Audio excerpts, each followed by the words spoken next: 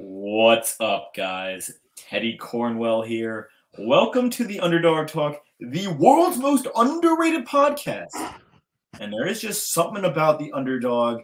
I mean, today, you guys see him, tank top on, muscles out. I mean, an absolute beast in the Jordan tank top. I almost thought that was Michael Jordan himself. Ladies and gentlemen, the one and only Mr. Patrick Johnson. What is up, big fella? How you doing today, man? I'm good, man. I've just come home from training. I've been Ooh. training twice today. Do cardio this morning and train in the evening, my primary training. Then I'm doing this interview with you. Straight after, I'm going to work again. I'm a busy man right now, so That's like 3 workouts in a day, Patrick.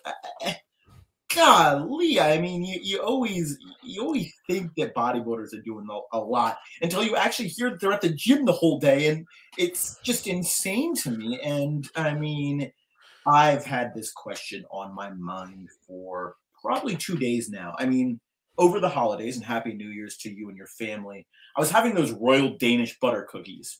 Now, my question to you, Patrick, are those an American tradition or are those actually a Danish thing?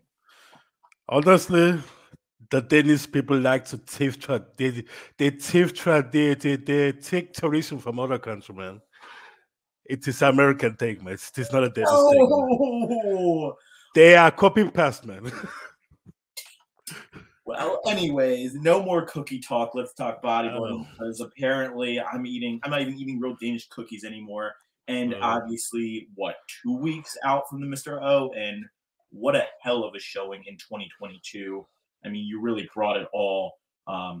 13th place with a stacked lineup. And I mean, you were right there with legends as Ian Valier and newcomer Michael Crizo. So, Patrick, how did you feel about this Mr. Olympia? And then what were your thoughts about the event? Honestly, it was a relief just to be there because the pressure it was huge, because so many years people have expected me to be there. I was destined to be there, but life have its ups and downs.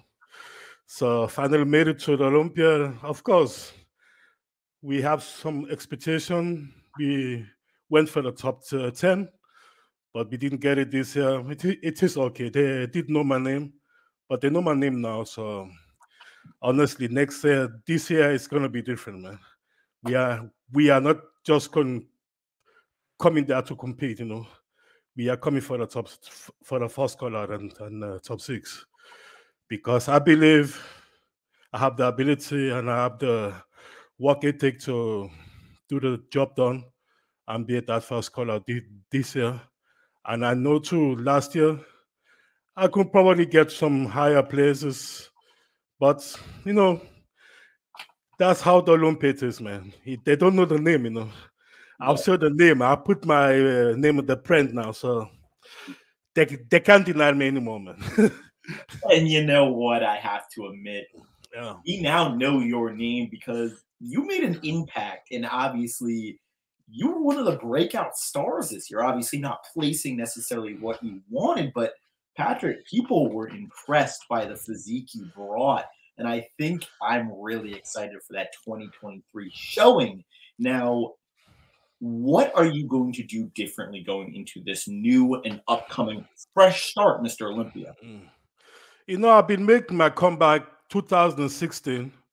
So I actually been then I do some rehab training a lot, like 2 years. So I've been training like my full gear again, like the last 2.5, 3 years now. So of course they said something about my back. I have to be more wide.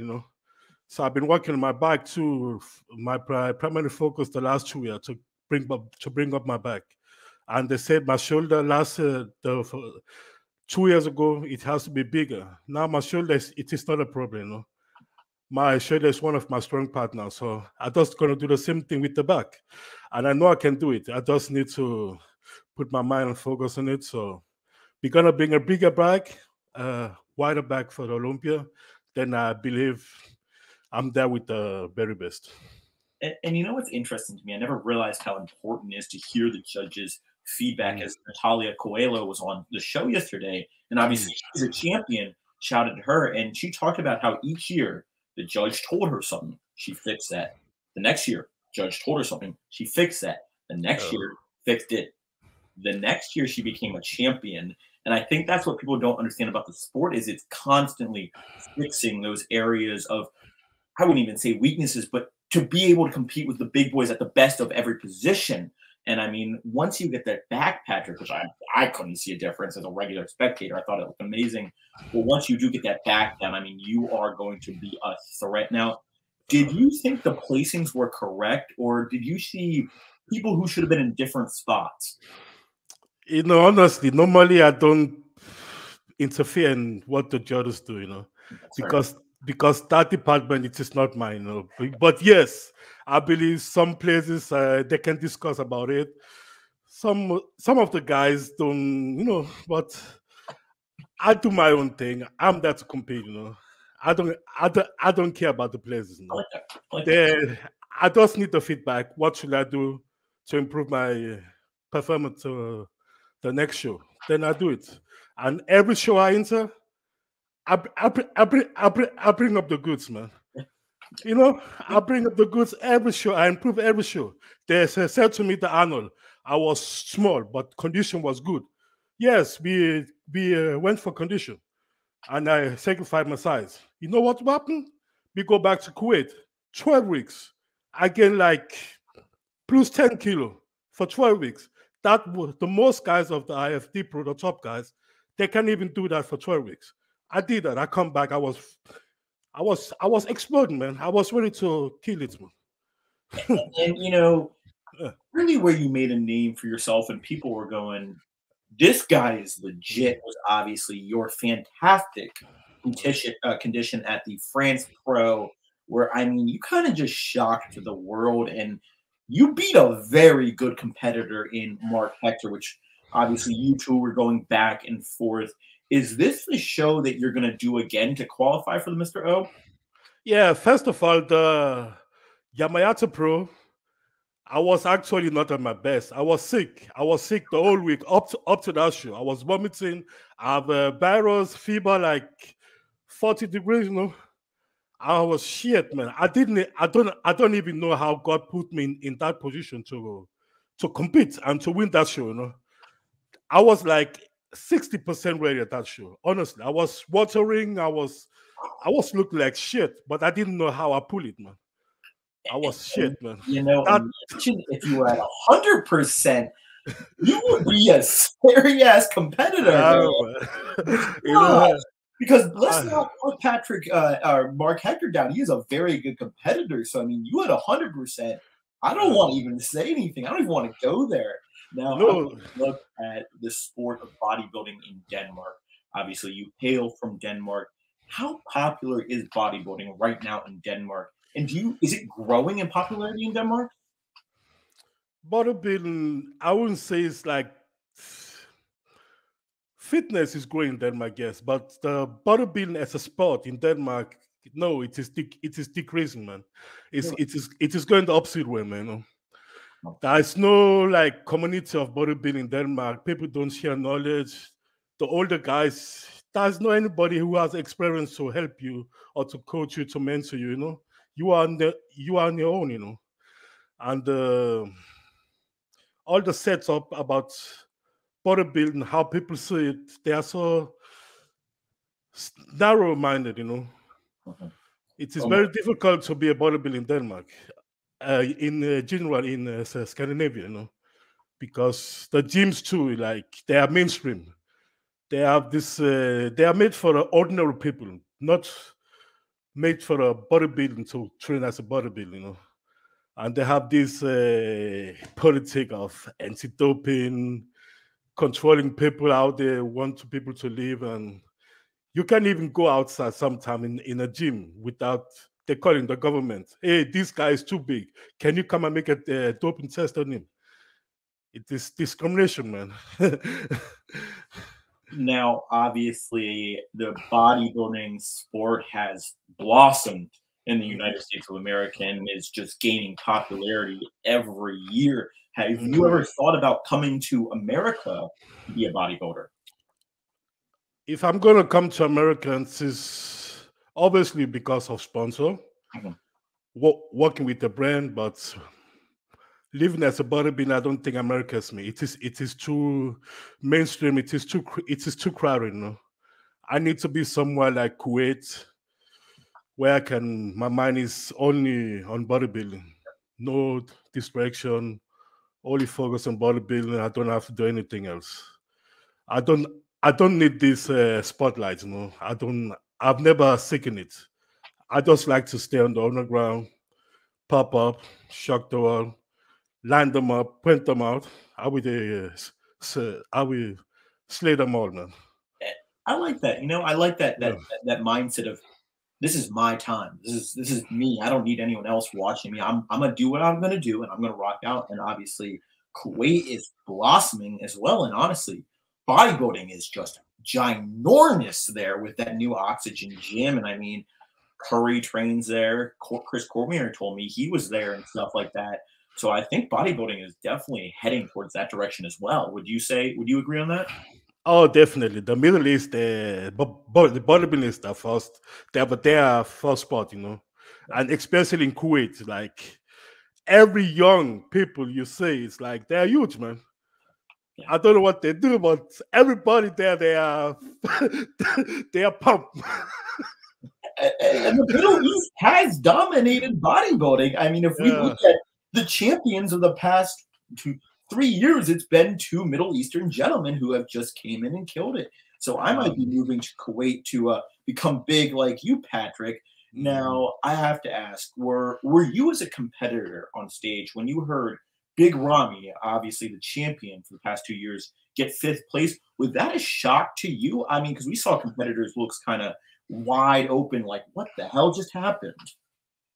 Was that a To be shock? honest, to be honest with you, I've seen Big Ramy a couple of years ago. It was huge, Mhm. really huge. You know, I'm used to be huge, but when I saw him 4 years ago, like in Dubai, it was huge. When I came to the Olympia last year, I was disappointed to see him live. You know, like he didn't have this wow factor on him like he has before. You know, arms are small, shoulder don't big. You know, the only thing still there is his legs, it is squats, it's big. You know, but upper body had definitely go the opposite way. You know, I wasn't impressed seeing him live. You know, being that competing with him side by side. No, and I was surprised actually he was in that first color. To be honest. And I think a lot of people had Samson Dowda Mm, actually beating Big Ramy because Samson Dowda, again, those mass monsters, them too. I thought he mm, was a better mass monster. I mean, I honestly thought Patrick Johnson should have won it all. But what do I know about the sport of bodybuilding now, sir? Not mm. much, I guess. Now, have you have decided on which show you're going to be coming into, right? Not yet, but probably gonna be the same show like last year, the France Pro. Yeah. Or maybe I'm gonna do maybe one show before that. That was it. They have a show in Spain. Oh yes. Yeah, that's like 3 4 weeks before that. But if I win the show in Spain, maybe I will not gonna do it because I only want one show. I don't need choose 2 3 shows to win to get my qualification. Yeah. When I'm in, I don't need more than one show. I will get the win. And now that I think about it, we had Andrew Jack Mm, on, and this man won 3 shows in a row. I don't know why the hell he did that. That was almost just like a flex on everyone else, to be perfectly honest with you. Now, mm. Patrick, you've obviously kind of seen the sport of bodybuilding progress. You've been a top competitor, one of the fan favorites as well. Where do you think bodybuilding is going in general? Do you think it is going in the correct way, sir? I believe it's going in the correct way by if the judges decided to look about the athletes standing in front of them, give everybody in a fair shot Yeah. to get comparison and to get the chance to show the physique. There's choose who is the best man on the you know. Yeah. if that's the case, they do that every time, then yes, it is going in the correct direction. And what's interesting to me is you are not the first person to say that. In fact, Nathan Diasha said the same thing, and as well as Charles, the definition Griffin said that it should be about who is the best on Mm. the day of. There shouldn't be any politics in it. There shouldn't be any other deciding factors. And as fans, I've told both these gentlemen, that's what we want to see. We want to see the best. We don't care about the name necessarily. We want to see the best, most conditioned, the person who worked their ass off and ultimately showed up on the stage as the best looking competitor. I think we really need to start looking to give every competitor an equal shot because it feels like there's a very small chance that that's not happening in terms of okay, Big Ramy won last year. We've got to keep him in the top fifth. And I'm not saying that's true, but it's almost like it's rigged to a point. So I definitely think bodybuilding is going in the right way. But just as a competitor, I was wondering how you thought it would go. But did you have a good time at this Olympia? Is the question. The question, yeah, it is a good question, man. It is like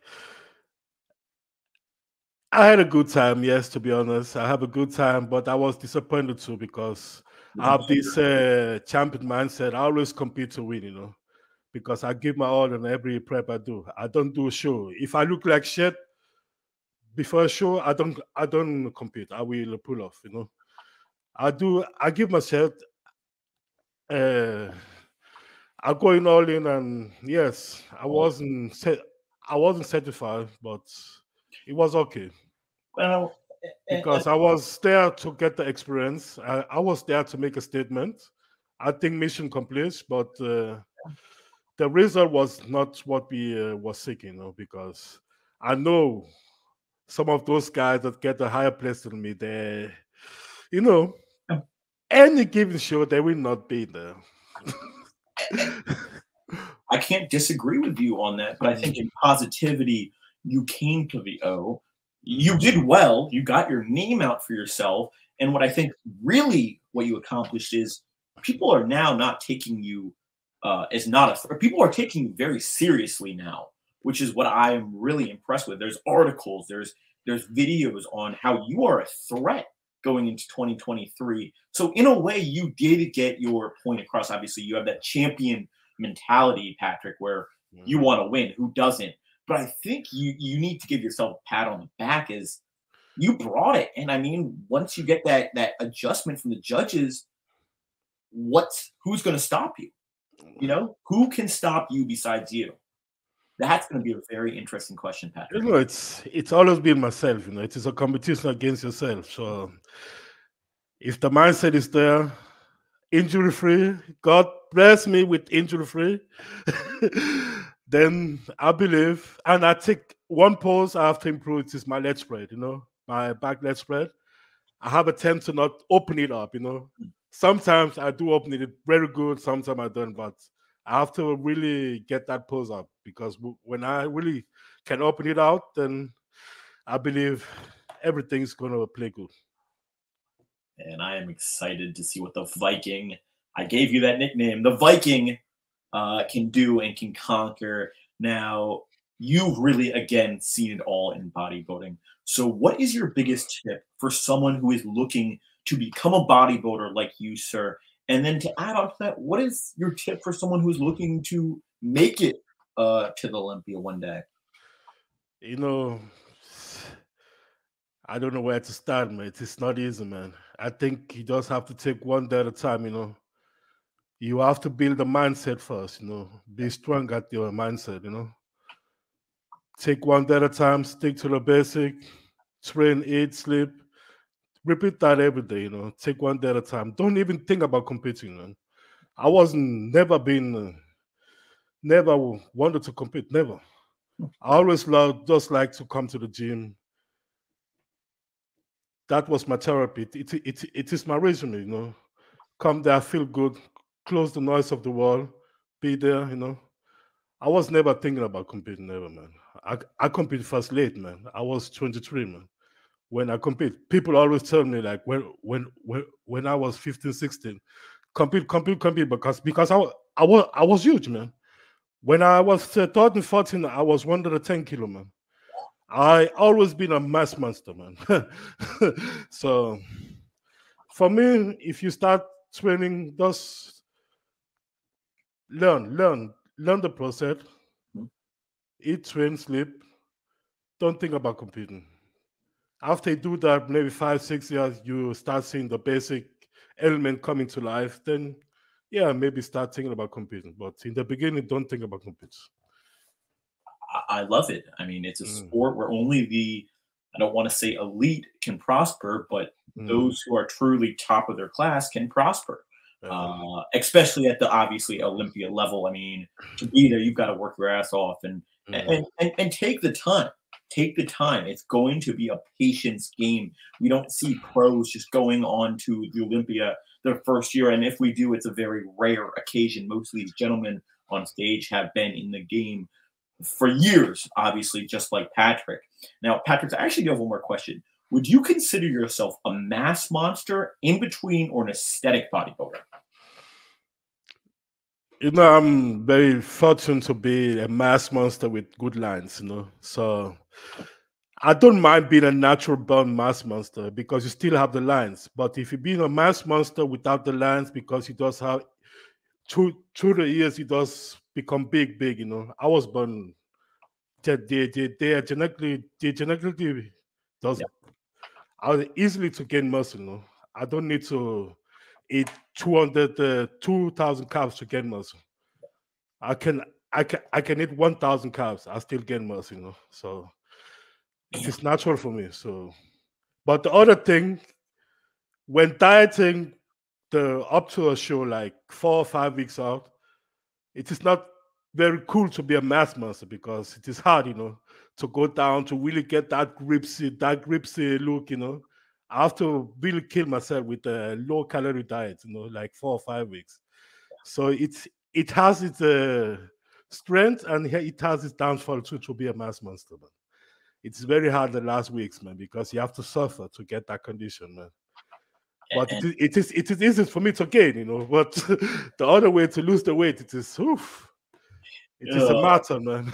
yeah, cardio is not my friend. And I was thinking it takes um, me. I can't even gain muscle eating 1,500 calories plus. mm, So I mean, look at you. I mean, ladies and gentlemen, we are talking with the mass monster himself, the mm. Viking, Patrick Johnson. Now, sir, it has been an honor and privilege as always. Now, the floor is yours. Where can we find your social media?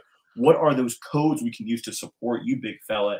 And then, honestly, is there anything that you're going to surprise people with? The floor is yours, sir. Honestly, this year I think I gonna come the same. Like this, the size is gonna not gonna be the big difference. Mhm. Condition gonna be better because this year we didn't actually go went for the condition. After the annual was 12 weeks, they said I have to gain more weight. So yes, we we went for more gains, but this year condition gonna be there with the size, the same size as last year, and improve back because we are not joking around, man. It is all in or nothing, man. So, And what is that social media or codes that we can use to support you, Patrick? oh man, it's funny you name the codes. I don't have no codes. I'm not working with no brands, man. No sponsor. Even year after year, shows after shows, I deliver the goods, man. I'm not part of the VIP community yet with the bodybuilding, but my Instagram it is Patrick Johnson. Ifbb Pro dot owner underscore. So Patrick, mhm. yo, no, someone needs to sponsor this man. This is ridiculous out here. Yeah, it is crazy, man. Even guys have been beaten like again and again. They have top sponsors. It is crazy how this bodybuilding it is industry is, man. But I make my own money. I don't. It comes, it comes. It doesn't come, it is their own loss, man. Yeah, I'm gonna be there anyway. So yeah. I mean, you're going to do your thing. But if any brand is watching this and you need a damn good fucking competitor who's going to work his ass off and make your company better. Oh, wait, wrong way. No, wait, I'm still pointing the wrong way. I'm pointing to Patrick Johnson. I mean, come on, guys. Show him some love. Patrick, you made a name for yourself this year, sir. I am proud of you, and I am honored and privileged to talk to you because you are what the bodybuilding world needs. A hard worker who puts his head down, does his thing, works his ass off, comes at his best, doesn't complain, and does his thing. So, No complaint, man. No complaint. I don't do complaints, man. I put in the hours and I show up every time. Hey, we're gonna change that no sponsor because you need to be shown that love, sir. I mean, you've got me fired up now. I don't know what to do, man. I win shows, I get top places, but they are not coming, man. I don't know what to do anymore, man. Hey, remember the underdog mentality. Yeah. There is no one hungrier than an underdog, Patrick. Keep that in mind. I mean, ladies and gentlemen, we are talking with the future of bodybuilding, the one and only Mr. Patrick Johnson. Please show some love to his Instagram account. Follow him. Like his posts. Comment champion on his posts. Do your thing, guys. Until next time, guys. Underdog. And the Viking. The future. Patrick Johnson. Man. Yes. Out. And thanks for having me, man. I appreciate that, big man. Thanks. Honor and privilege, sir.